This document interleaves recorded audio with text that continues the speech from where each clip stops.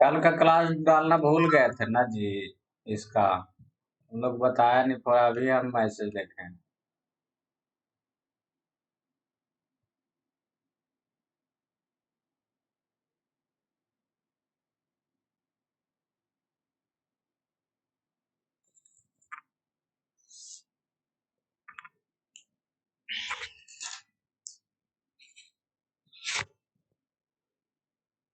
चलो स्टार्ट करते हैं।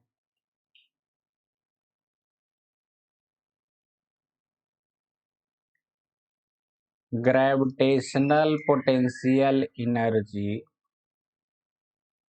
Potential energy, energy of a body at earth surface. कोई जो ऑब्जेक्ट है वो अगर अर्थ सरफेस पे है तो उसका ग्रेविटेशनल पोटेंशियल एनर्जी क्या होगा। मान लो ये अर्थ है जिसकी रेडियस आर है, ठीक है। यहाँ पर स्मॉल एम कोई ऑब्जेक्ट है तो ग्रेविटेशनल पोटेंशियल एनर्जी क्या हो जाएगा, -G m1 m2/r बताए थे ना। तो यहाँ पर पोटेंशियल एनर्जी हो जाएगा अर्थ का मास कैपिटल एम, उस ऑब्जेक्ट का मास स्मॉल एम, दोनों के बीच का दूरी कितना हो गया, तो अर्थ के रेडियस के बराबर हो जाएगा, ए हो जाएगा, ठीक है ना। तो इसको नोट करो। इससे आगे कुछ समझाना चाह रहे थे इसलिए इसको बताया कि खास कोई तो चीज नहीं है, लेकिन फिर भी आगे इसका यूज पड़ेगा, ठीक है।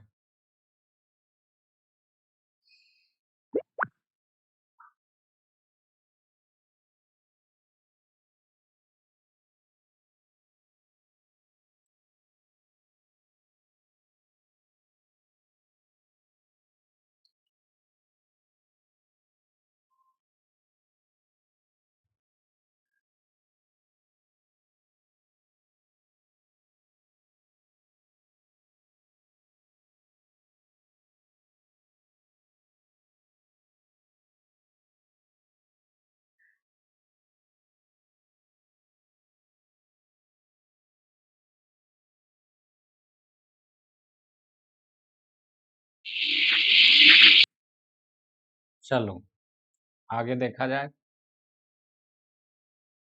ये क्या हो गया,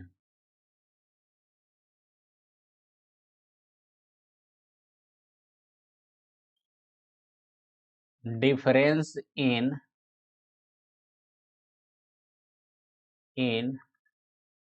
potential energy,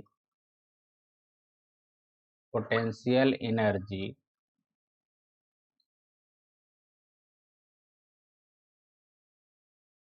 due to height small H, ठीक है। मतलब स्मॉल एच ऊपर जाता है तो कितना पोटेंशियल एनर्जी का चेंज होगा। तो देखो ये एम हाइट है, ऑब्जेक्ट एम यहाँ था, यहाँ उठा के एम लेके चल गया, ठीक है। तो एच हाइट ऊपर गया तो पोटेंशियल एनर्जी कितना होगा वो देख रहे हैं हम लोग, ठीक है, स्मॉल एच हाइट। तो देखो इसको मान लेते हैं फर्स्ट, इसको मान लेते हैं सेकेंड।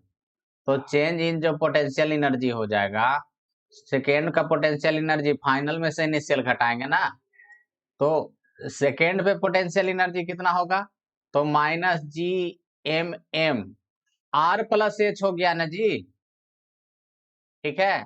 अब पहले अर्थ पे था तो कितना था, -G m था, ठीक है ना। ये था पोटेंशियल एनर्जी। तो डेल्टा यू बराबर हम कॉमन ले लेते हैं, हाँ मास सेम है।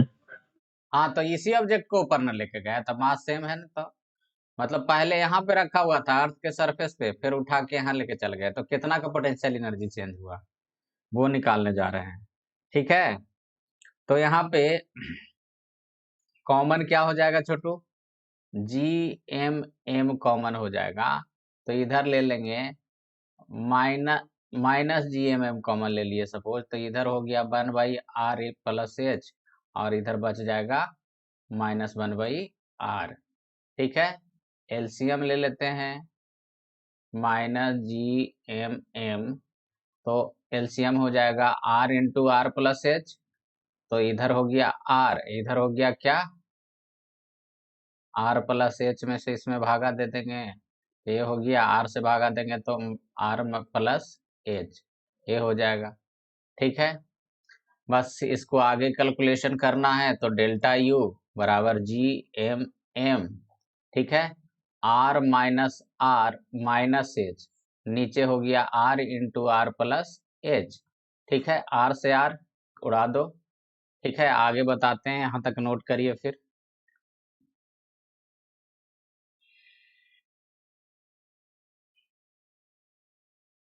नेटवर्क इशू है सर, बाप रे बाप।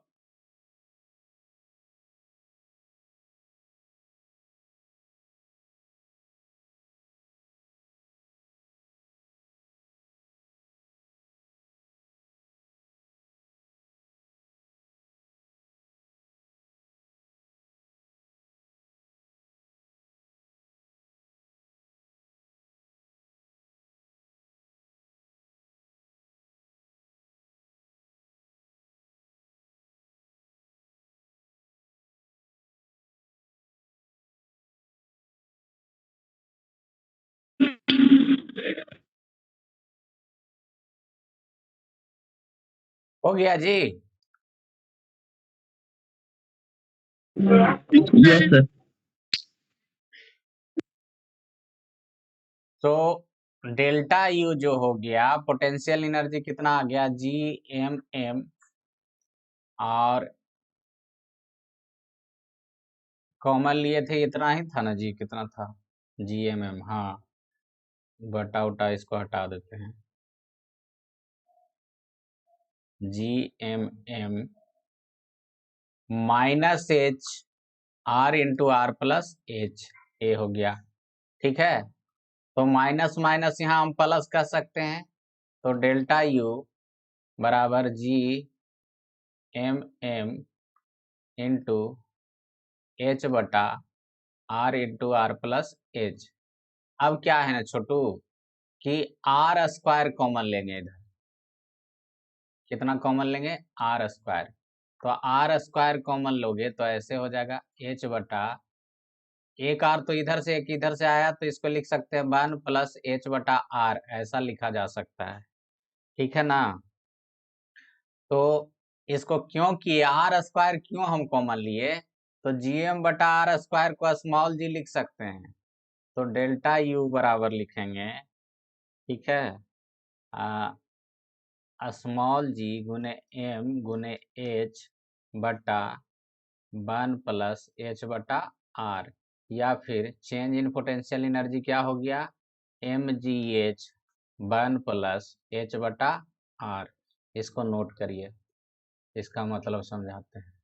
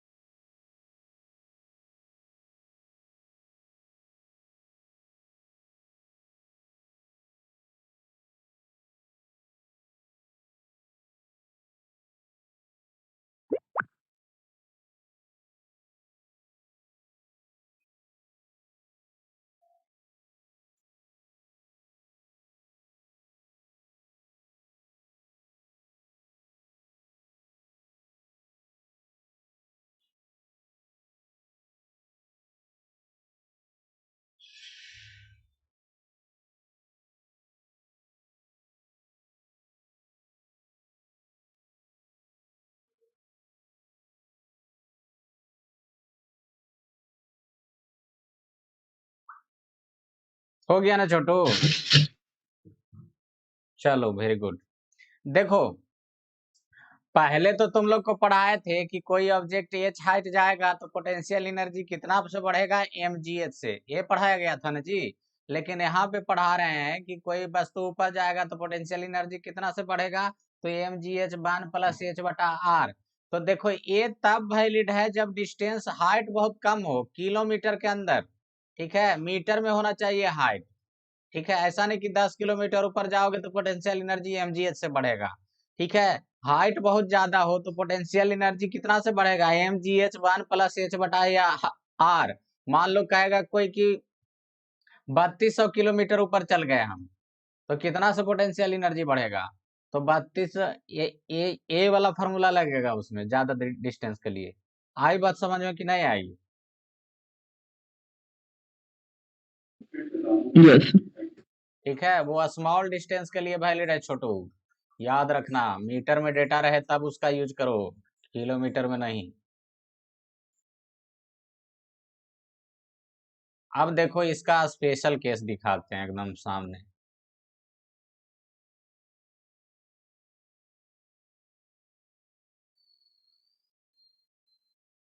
स्पेशल केस,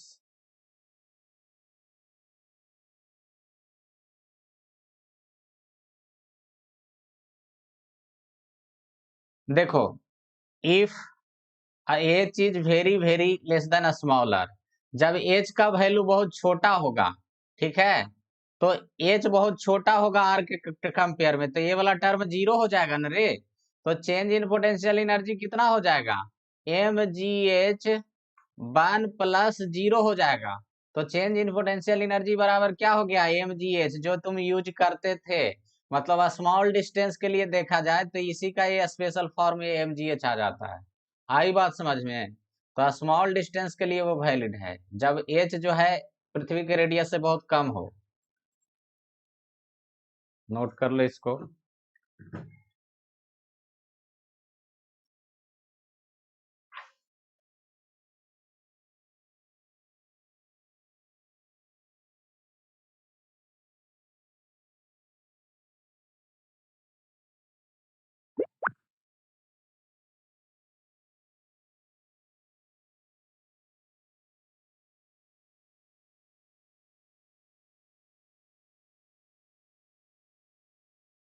हो गया ना जी?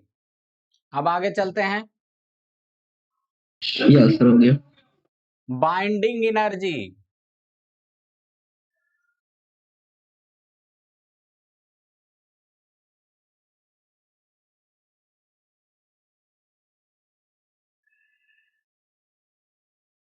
देखो अर्थ सरफेस पे कोई ऑब्जेक्ट यहाँ पे रखा हुआ है, एकदम स्थिर से रखा हुआ है, ठीक है। तो इसका टोटल एनर्जी, टीई बोल रहे हैं, total energy, total energy, total energy बराबर क्या हो जाएगा, kinetic energy plus potential energy. You से किसको डिनोट करते थे, पोटेंशियल एनर्जी को, भूल गया होगा तो दोबारा लिख के बता रहे हैं, ठीक है। तो वस्तु तो स्थिर से रखा हुआ है छोटू, ठीक है। तो काइनेटिक एनर्जी तो जीरो हो गया, पोटेंशियल एनर्जी अभी देखे थे -Gm/m/r, ठीक है। तो टोटल एनर्जी बराबर क्या होगा, -Gm/m/r,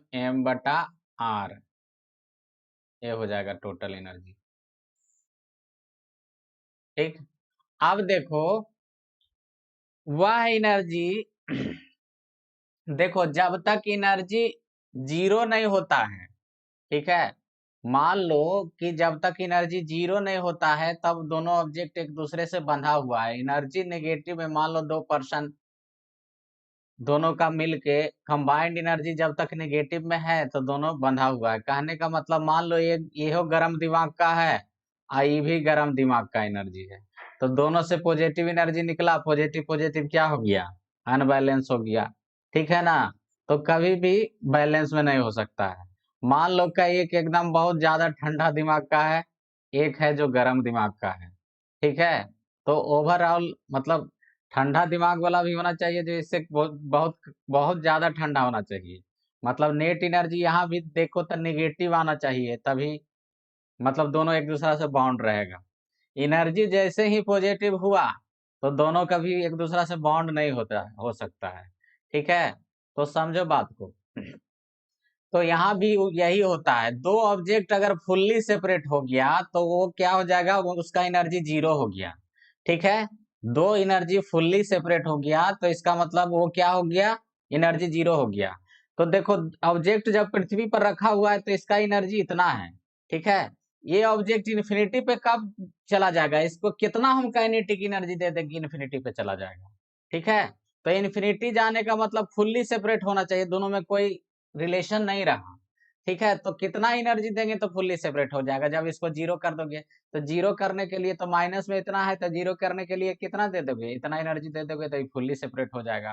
ठीक है, तो इतना निगेटिव में है तभी ये बंधा हुआ है, इसलिए इसको क्या कहेंगे, बाइंडिंग एनर्जी। अगर यहाँ पे कहा जाए कि बाइंडिंग एनर्जी कितना होगा, ठीक है, यहाँ पे कहा जाए कि बाइंडिंग एनर्जी कितना हो जाएगा, तो बाइंडिंग एनर्जी हो जाएगा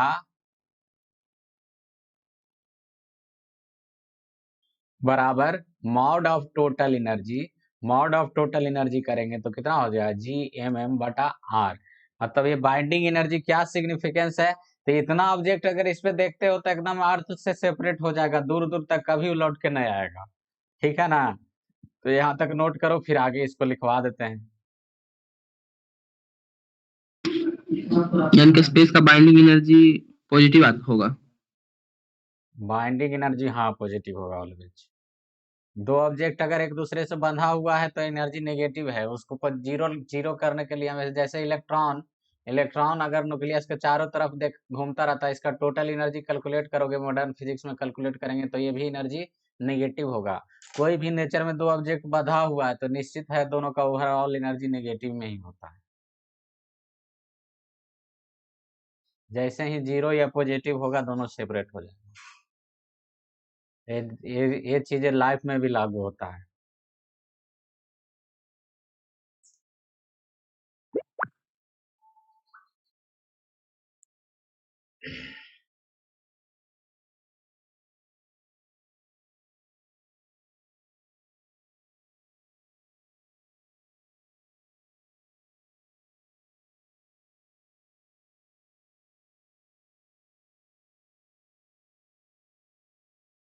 हो गया छोटू।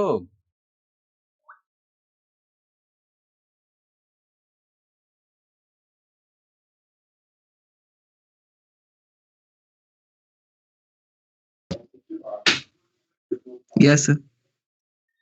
लिखो सिग्निफिकेंस, लिख के डेक्स दो। इसका मतलब क्या है, सिग्निफिकेंस जो अभी बोल रहे थे वही लिखा रहे हैं। इफ G(m)(m)/स्मॉल capital R energy, energy supplied, supplied to a body, to a body, the particle, the particle no longer, no longer remains,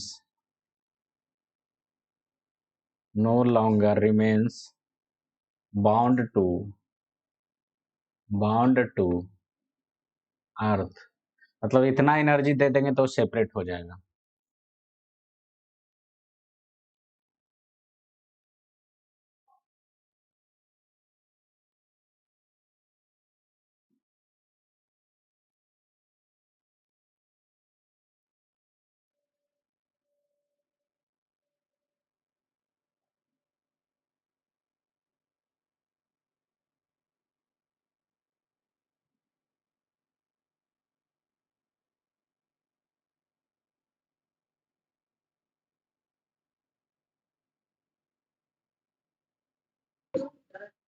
sir अर्थ का ये सब रेडियस कैसे निकाला है सर? अर्थ का रेडियस कैसे निकाला, यस सर। पता नहीं कैसे निकाला, कोई फिजिकल प्रोसेस तो नहीं किया होगा, काहे कि क्योंकि हर चीज का, हर प्लानिट का रेडियस सब कुछ बताता रहता है। तो फिजिकल प्रोसेस तो अर्थ के लिए किया जा सकता है, मून वगैरह ये सब का तो नहीं किया होगा। कुछ लगाया होगा लाइट वगैरह के टर्म में, रेडिएशन वगैरह कहीं कुछ किया होगा ये सब।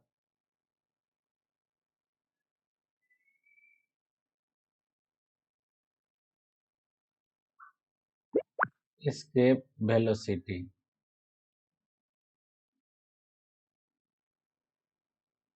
देखो, वह मिनिमम वेलोसिटी जिसको देने पर ऑब्जेक्ट है जो सेपरेट हो जाए अर्थ से, उसको बोलते हैं एस्केप वेलोसिटी। मतलब उतना से फेंक दिए तो कभी लौट के नहीं आएगा, ठीक है, उसी को बोलेंगे escape velocity.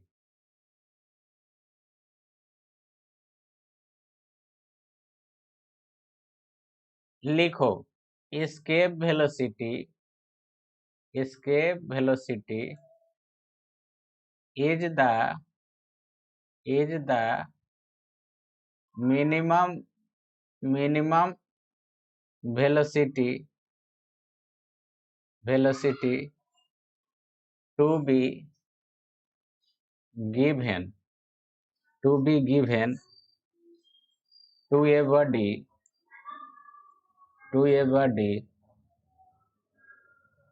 so as to project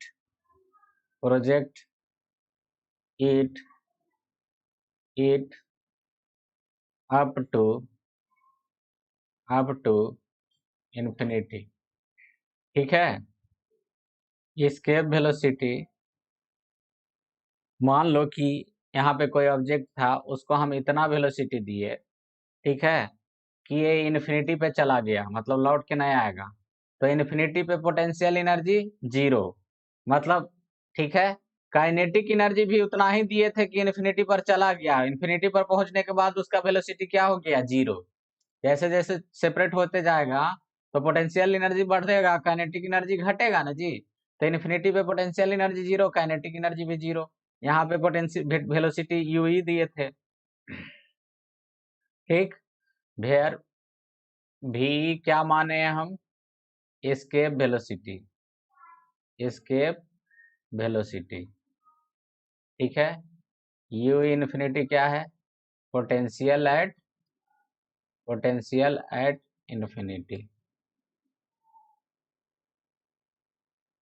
ठीक है। तो यहाँ तक हम लिखें, उसके बाद लिखो by using conservation of energy, by using conservation of mechanical energy लिख दो। यहाँ तक नोट करो, फिर आगे बढ़ते हैं हम लोग।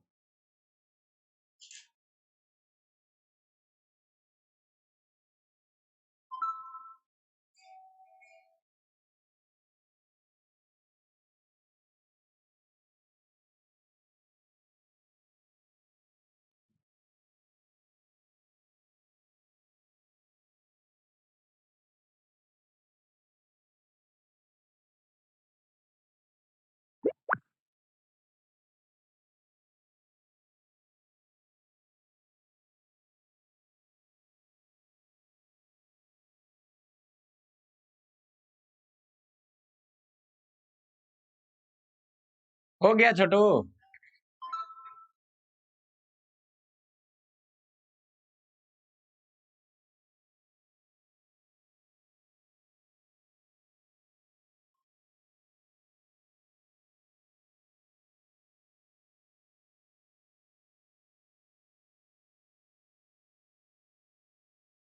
हो गया सर। चलो, तो फिर आगे कंटिन्यू करते हैं।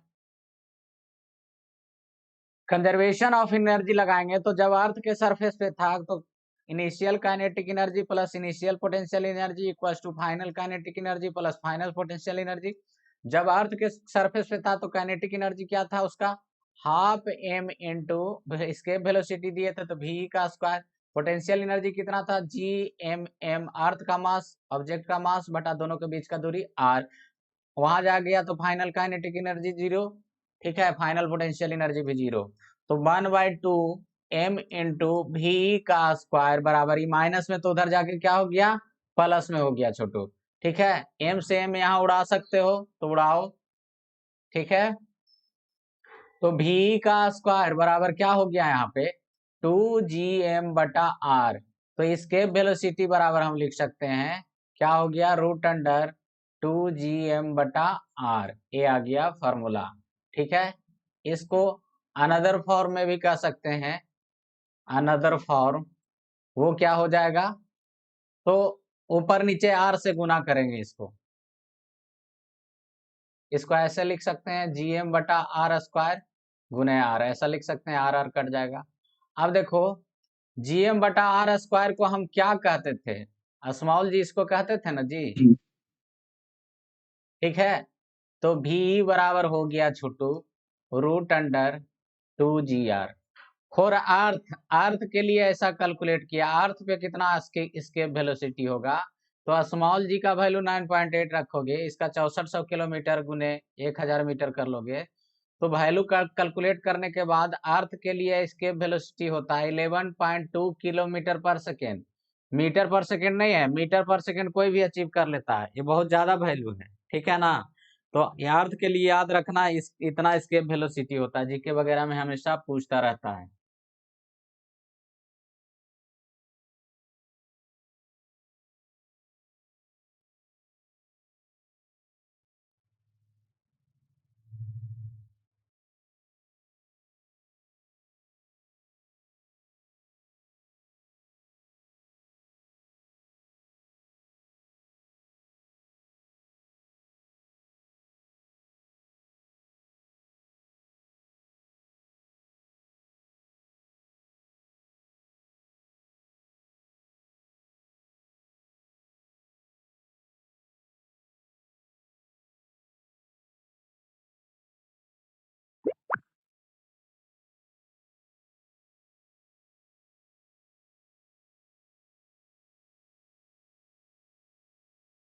आगे बढ़े,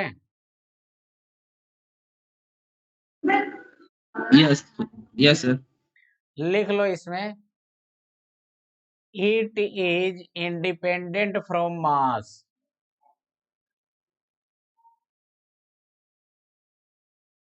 देखो मास का कहीं उसमें टर्म नहीं है, इसलिए हम कह सकते हैं it is independent from mass.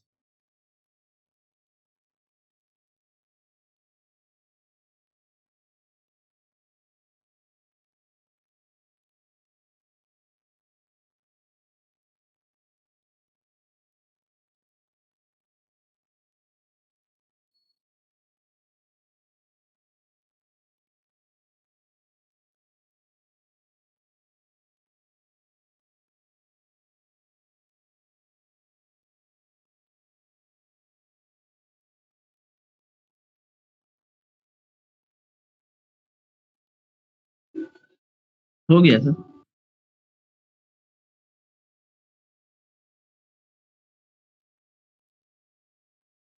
Motion of satellite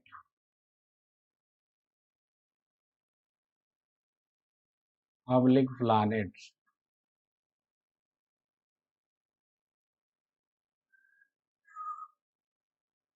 ठीक है।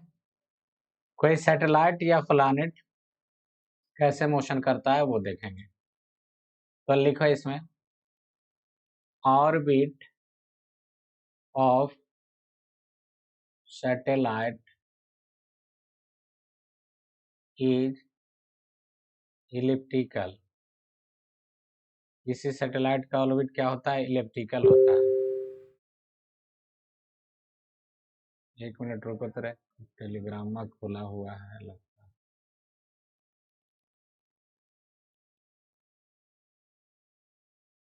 हाँ चला गया sir. Orbit of satellite is elliptical,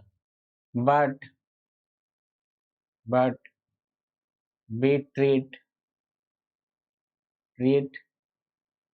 it as circular or not to TOO2 sophisticated calculation. क्या लिखवा है, वैसे तो ऑर्बिट होता है जो इलिप्टिकल होता है, लेकिन ज्यादा लेंदी कैलकुलेशन ना हो, इसलिए हम लोग ये मानते हैं कि सर्कुलर मोशन होता है, वही लिखाया गया है, ठीक है। अब इसका आगे चलेंगे, सब जो है प्रूफ वगैरह करेंगे इसका, कितना वेलोसिटी होना चाहिए, इतना नोट कर लो।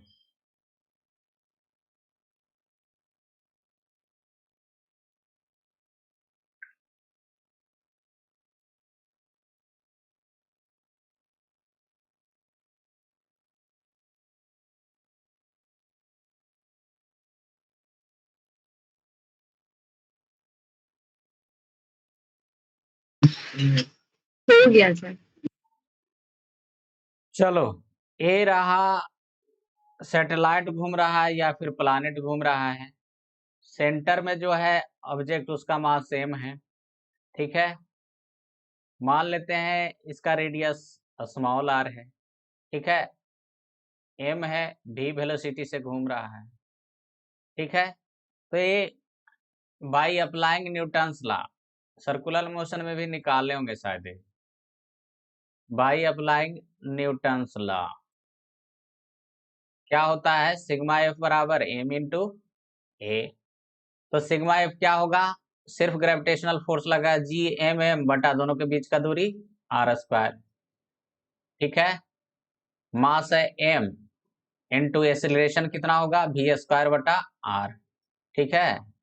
तो यहाँ से एम उड़ गया, एक आर से एक आर कट गया, तो भी स्क्वायर बराबर क्या हो गया, जी एम बटा आर।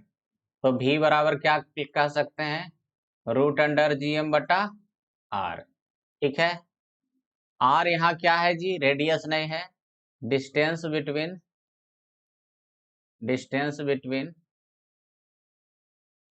द गिवन ऑब्जेक्ट कर देते हैं। गिवन ऑब्जेक्ट इसलिए क्योंकि ये रेडियस प्लैनेट सैटेलाइट दोनों पर लागू होगा। अब गौर करके देखो, समझने वाली बात यह है, इसको कहते हैं ऑर्बिटल वेलोसिटी, ठीक है। इसको क्या कहते हैं, ऑर्बिटल वेलोसिटी। ओ लगा देते हैं सब में, चलो ओ, ठीक है। तो गौर से देखो तो ऑर्बिटल वेलोसिटी और एस्केप वेलोसिटी में क्या रिलेशन है। एस्केप वेलोसिटी में खाली दो अंदर था, तो एस्केप वेलोसिटी बराबर लिख सकते हैं √2 इंटू ऑर्बिटल वेलोसिटी। मतलब √2 टाइम्स ज्यादा दे देंगे वेलोसिटी तो एस्केप वेलोसिटी हो जाएगा। दोनों में ये है, गौर करके देखो दोनों फार्मूला।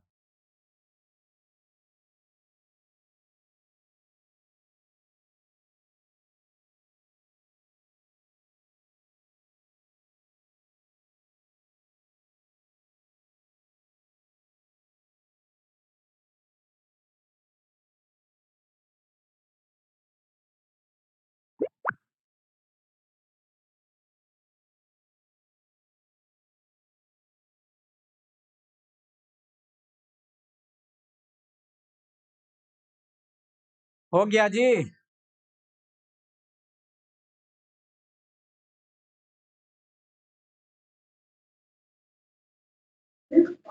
No sir.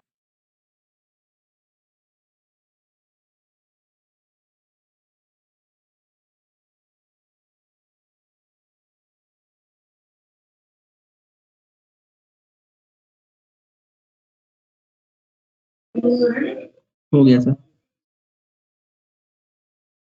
चलो, अब देखो टाइम पीरियड अगर देखेंगे, टाइम पीरियड, तो टाइम बराबर क्या हो जाएगा, डिस्टेंस बटा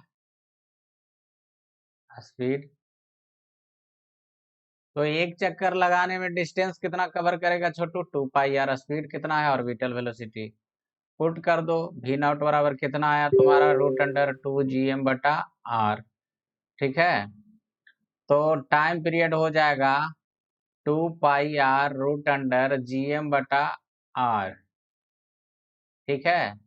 तो यहां से देखोगे छोटू, तो टाइम पीरियड बराबर क्या हो जाएगा, 2π आर पर पावर 3/2, एक पहले से है, 1/2 नीचे वाला जाएगा, बटा में √2 gm कह सकते हैं ना, ऐसा हो जाएगा, ठीक है।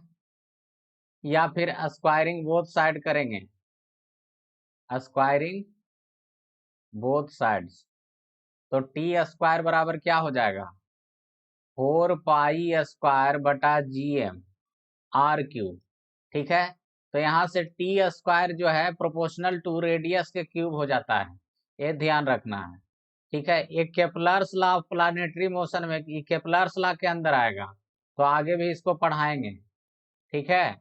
तो ये सिर्फ याद रखते हैं। या फिर टाइम पीरियड अगर निकालना भी होगा तो ऐसे कैलकुलेशन करके निकाल लीजिएगा, कोई खास तोप नहीं है, सिंपल कैलकुलेशन है। सर्कुलर मोशन का।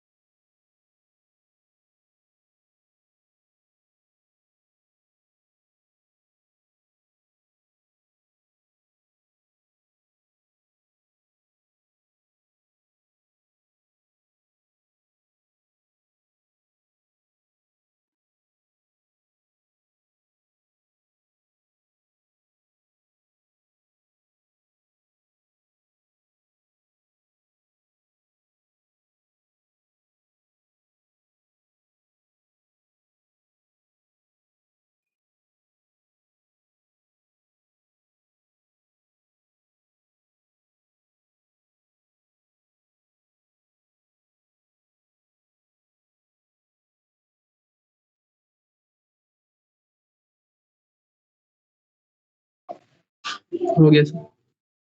इसी में देखेंगे एनर्जी ऑफ सैटेलाइट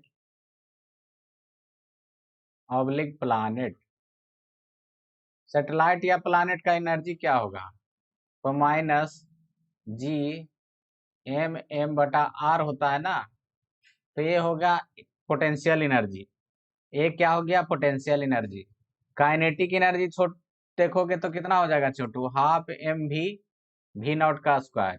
तो काइनेटिक एनर्जी की बात करेंगे, ठीक है, तो हो जाएगा 1/2 एम वी नॉट क्या होगा? रूट अंडर जी एम बटा आर।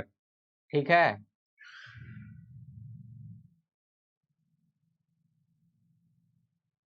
काइनेटिक एनर्जी बराबर क्या हो जाएगा? 1/2 एम जी एम बटा आर। ठीक है, तो काइनेटिक एनर्जी हो गया तुम्हारा 1/2 जी एम बटा आर। ठीक है, ये हो गया। और टोटल एनर्जी की बात करेंगे छोटू, तो क्या हो जाएगा? Potential energy plus kinetic energy. तो दोनों को जोड़ दो, तो टोटल एनर्जी बराबर हो जाएगा माइनस जी एम बटा आर प्लस जी एम बटा 2 आर। ठीक है, कॉमन क्या ले लोगे छोटू? तो कॉमन ले लोगे इसमें जी एम बटा आर -1 प्लस 1/2।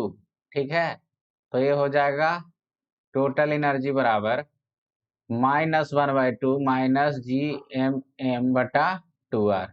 ठीक है, अब देखो गौर करके एक देखो, तो एक रिलेशन आता है तीनों में। वो रिलेशन मॉडर्न फिजिक्स में इलेक्ट्रॉन जब रोटेट करता है ना ऑर्बिट के तरफ, उसमें भी लागू होगा। टोटल एनर्जी जो है पोटेंशियल एनर्जी का आधा है। देखो गौर करो, ठीक है, तो इसको लिख सकते हैं पोटेंशियल एनर्जी का आधा टोटल एनर्जी का जो आया। और काइनेटिक एनर्जी से तुलना करो तो काइनेटिक एनर्जी के बराबर है एकदम टोटल एनर्जी, लेकिन नेगेटिव है। तो पोटेंशियल टोटल एनर्जी बराबर half of the kinetic energy, या फिर negative of sorry total energy बराबर half of the potential energy, या फिर कह सकते हैं नेगेटिव ऑफ काइनेटिक एनर्जी। इसको याद रखना, ये बहुत काम देता है इसमें भी और मॉडर्न फिजिक्स में भी।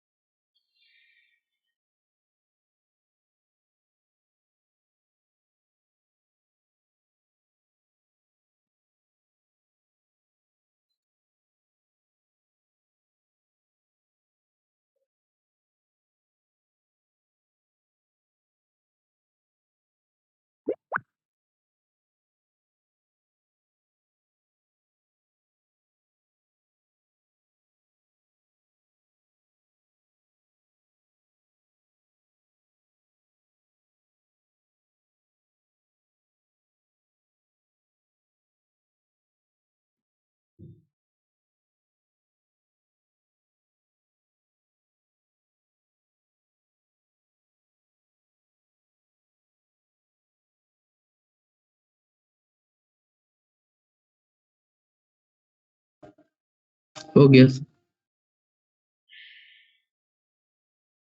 एकदम आसान है, ऐसे ही फट फट समझ में आते जाएगा। नोट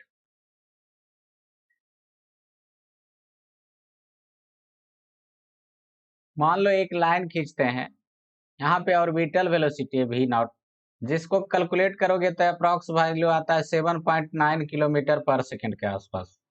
ठीक है, और escape वेलोसिटी कैलकुलेट करते हो, ठीक है, तो ये आ जाता है लगभग √2 इंटू वी नॉट, जो कि है 11.2 किलोमीटर पर सेकेंड। तो देखो, पहला पॉइंट ये है कि अगर किसी ऑब्जेक्ट को वेलोसिटी दे तो v equals to V not, orbital velocity के बराबर दे दिया। Then path of the satellite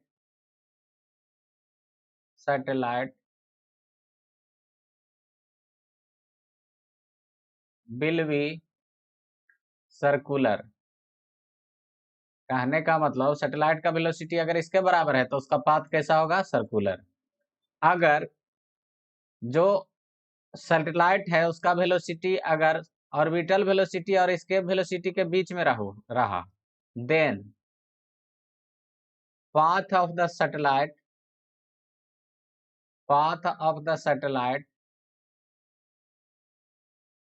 will be elliptical।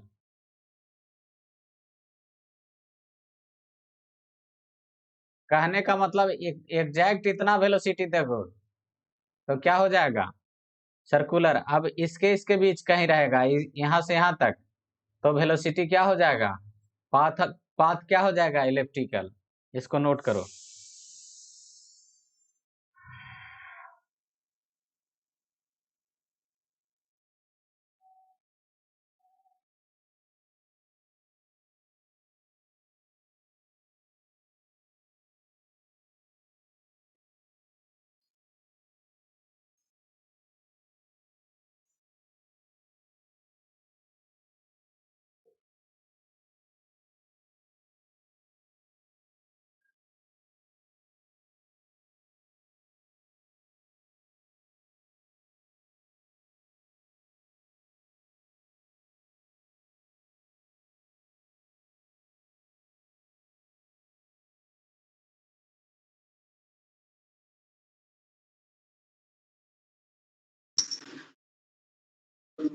हो गया छोटू? यस, लिख रही।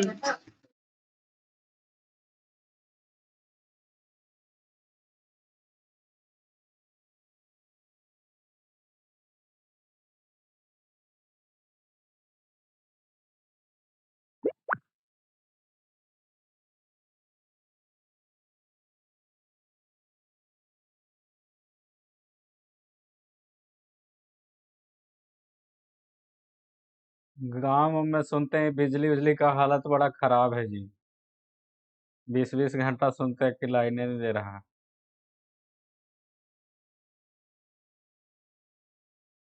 अब वेलोसिटी है जो escape वेलोसिटी से ज्यादा हो गया, then path of the satellite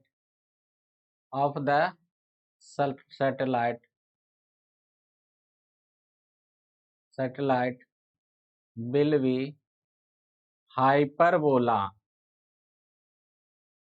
मतलब escape वेलोसिटी से ज्यादा कोई ऑब्जेक्ट को वेलोसिटी दे दिए 11.2 किलोमीटर पर सेकेंड, इससे ज्यादा दे दिए तो वो घूमेगा ही नहीं, सैटेलाइट नहीं होगा। मतलब ये अर्थ है इसके चारों तरफ, ये घूमेगा नहीं, भाग जाएगा इधर। हाइपरबोलिक पाथ मतलब ऐसे भागेगा, इस तरीके से ऐसे भाग जाएगा, ये हो गया हाइपरबोलिक पाथ। ये घूमेगा नहीं, हाइपरबोलिक पाथ में भाग जाएगा। ठीक है ना? अगर जो वेलोसिटी है ऑर्बिटल वेलोसिटी से कम होगा तो ये पृथ्वी पे वापस गिर जाएगा। Then satellite satellite finally falls on the earth surface in parabolic path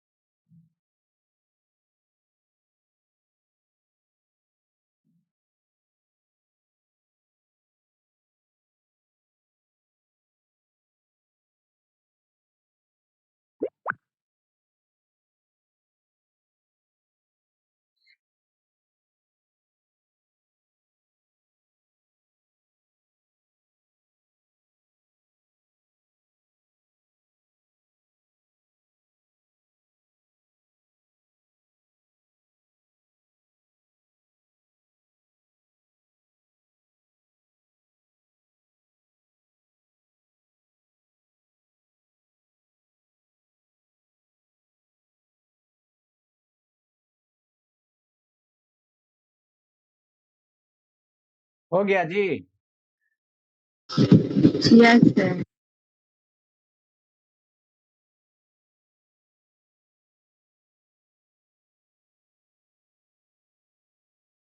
weightlessness, weightlessness,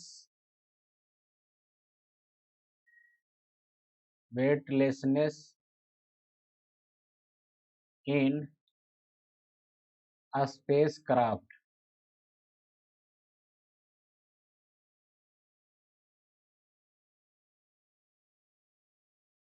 ठीक है,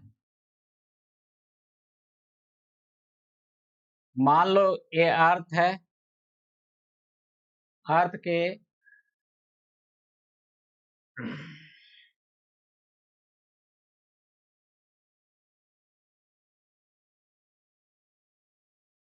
अर्थ के चारों ओर कोई सैटेलाइट ऐसे घूम रहा है। ठीक है, उसमें कोई आदमी ऐसे बैठा हुआ है। ठीक है, तो उस आदमी पे हम न्यूटन्स लॉ लगाते हैं, बाई अप्लाइंग न्यूटन्स लॉ। ये जो रेडियस है सपोज r है, तो देखो उस आदमी पे फोर्स कैसे कैसे लग रहा है। ठीक है,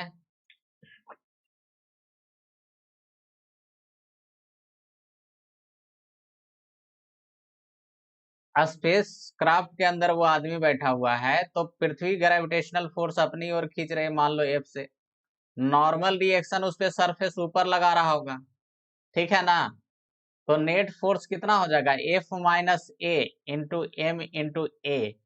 ठीक है, तो F कितना हो जाएगा, जी एम एम बटा दोनों के बीच का दूरी r square minus A normal reaction, ये कितना हो गया, v ऑर्बिटल वेलोसिटी का स्क्वायर इंटू r।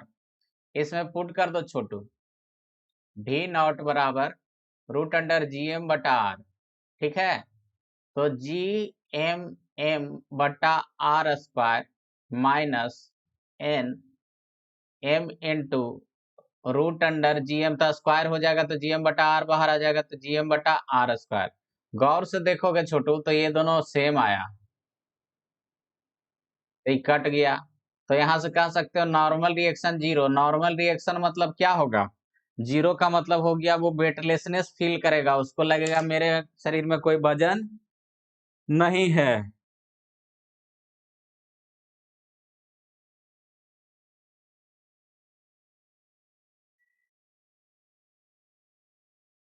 एक बार फिर से समझा दीजिए तो सर।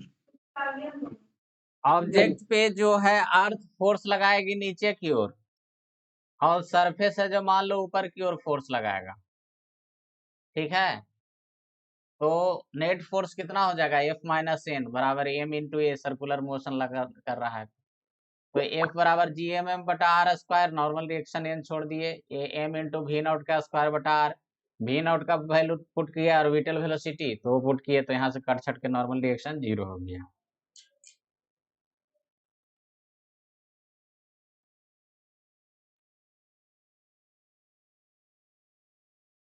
तो यहाँ से देख सकते हो कि जो सैटेलाइट के अंदर है, स्पेसशिप जो भी है घूम रहा है अगर कोई पृथ्वी के चारों तरफ, तो उसमें वेटलेसनेस फील करेगा इंसान। ठीक है, एक केस में और होता था, कोई लिफ्ट ऊपर जाएगी कितना के एक्सेलरेशन से, ए नीचे। ठीक है, नहीं सॉरी, नीचे जा रही थी कोई लिफ्ट, कोई लिफ्ट नीचे जा रही थी ए एक्सेलरेशन से, जी भी नीचे लगता है, तो यहाँ पे नेट एक्सेलरेशन कितना था, जी माइनस ए ना। तो यहाँ पर ए और जी दोनों बराबर हो जाएगा, तो उस केस में क्या होगा, ए और जी बराबर हो जाएगा, तो जी माइनस जी बराबर जीरो, तो वहां भी वेटलेसनेस फील करेगा। मतलब कोई कोई लिफ्ट है नीचे गिर रही है 9.8 मीटर पर सेकेंड स्क्वायर के एक्सेलरेशन से, तो उसमें भी वेटलेसनेस फील होगा।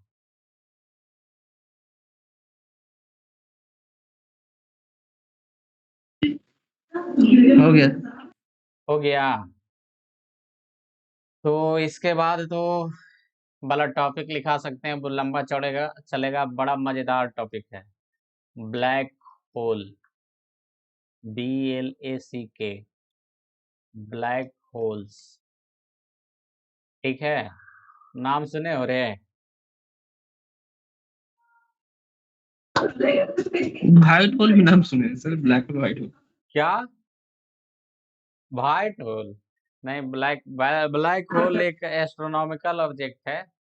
ठीक है, वो तो उसका कहानी कल सुना व्हाइट रहे। होल के बारे में भी कुछ बताता है, यूट्यूब हाँ, पर एक बार दिखा रहा था। Yes sir.